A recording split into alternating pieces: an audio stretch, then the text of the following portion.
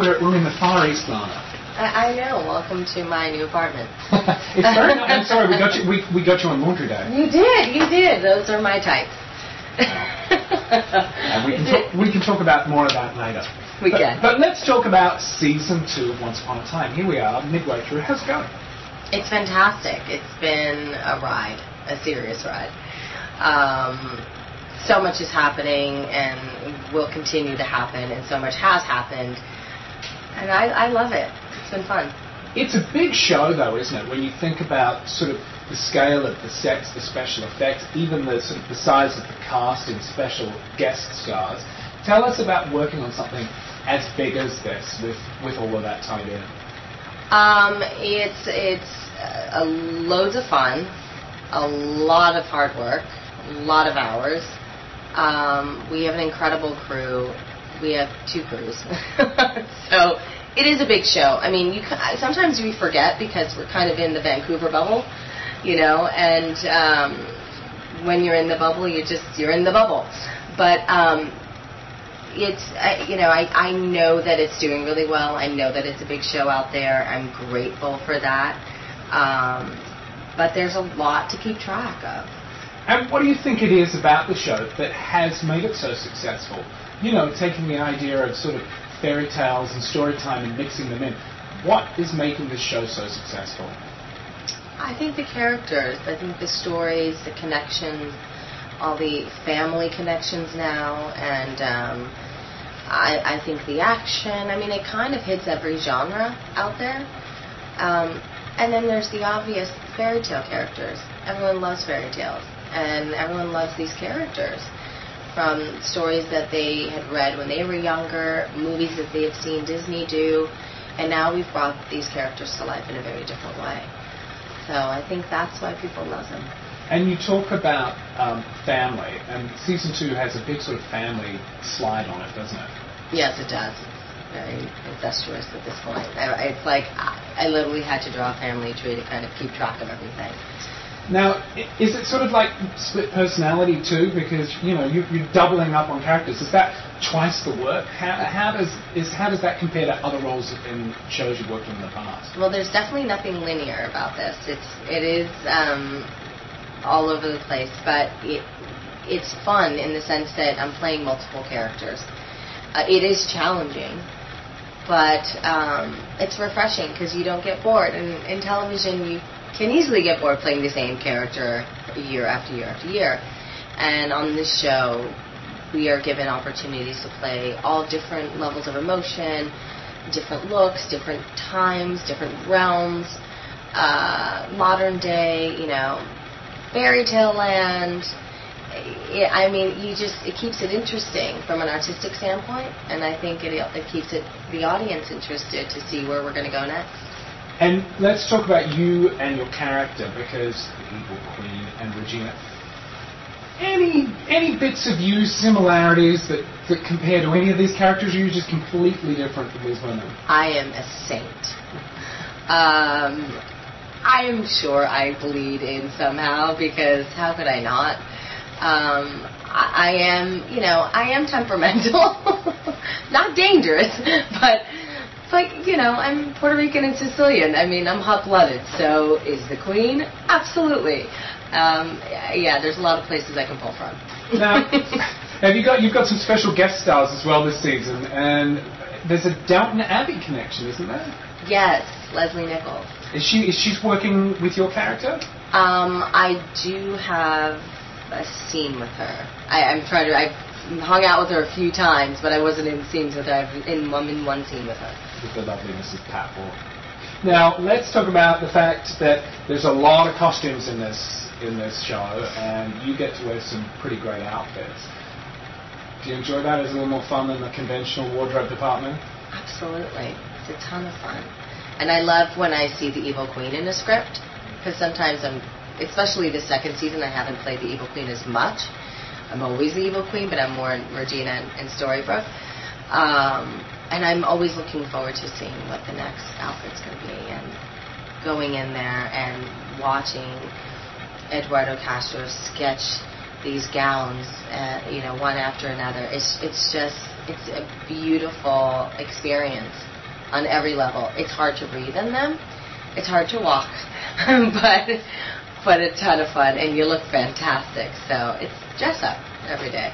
Does Eduardo ever give you any input? Do you ever have any sort of creative say on how they're produced?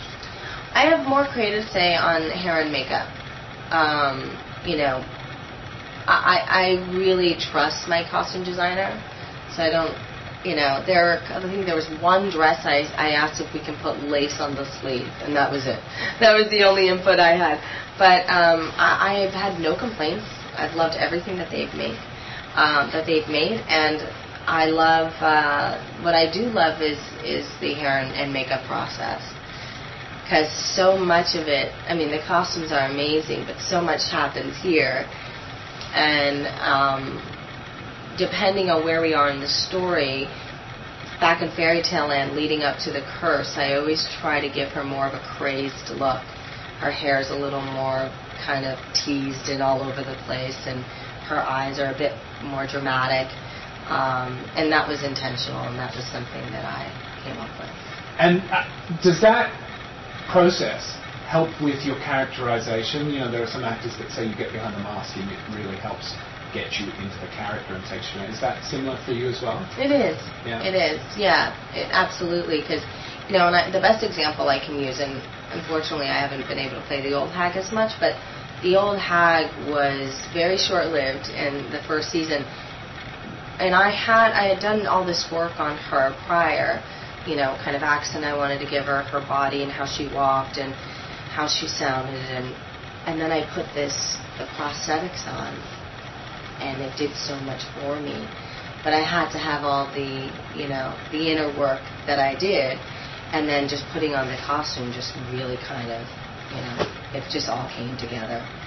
And how much, from looking back at like Disney fairy tales and stuff, how much of that sort of research-wise did you look at and go, okay, and do you base any of your character on those original that are so sort of ingrained in our heads from childhood? No, not really. I watched The Evil Queen in Snow White and the Seven Dwarfs a few times, but I didn't really take anything from her. In fact, if any character, I found inspiration from Ursula and Cruella de Vil, because those two characters are really big and bodacious and loud and fun and funny, and I wanted to give the Evil Queen, our version of the Evil Queen, a bit of that. So I pulled from them, but I pulled from a lot of people, and they've also just used my imagination quite a bit. And a lot of special effects, a lot of green screen. Again, not always used in the making of television dramas. It tends to be, we think, more for motion picture film. So how is it working on a television production that has you working on a lot of green screen, and is it an added challenge for you as an actor? It was in the beginning. Working on the green stage, it was quite challenging in the early stages, because if you're not doing like a really big scene with fireballs, flying across the room, creating an intimate sort of ambiance and environment on a big stage was challenging for me, and I learned how to do that in the second episode when the Evil Queen rips her father's heart out. As you do. I know. Why? Why would you?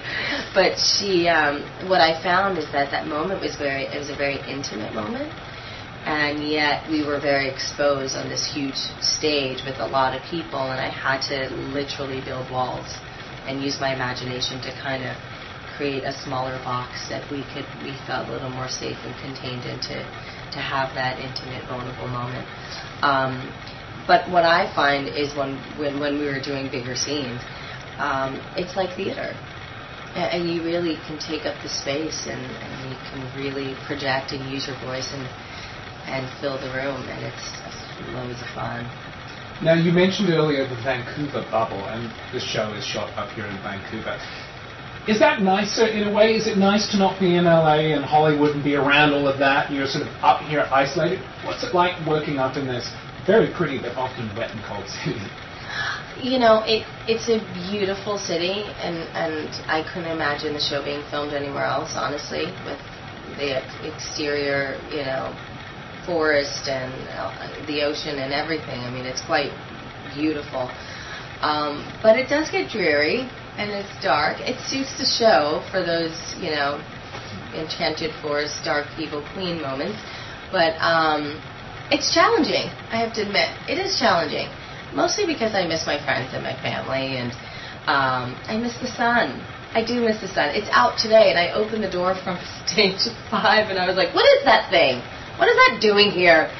We're covered with clouds, and it does make it challenging. But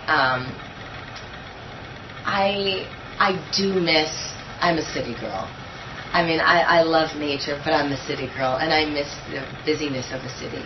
So do you commute home a lot, or when you come up here, you set up camp and this becomes home whilst you're shooting? It's a combination of both. I'm mostly up here, and partially because I have animals and stuff up here, and I like to work. I do, and there aren't many distractions. So I find that I get to really invest a lot more time into my work by staying up here. Awesome. Well, thank you for chatting with us. Yeah. It's been a pleasure. Same here. Thank you. you. All right.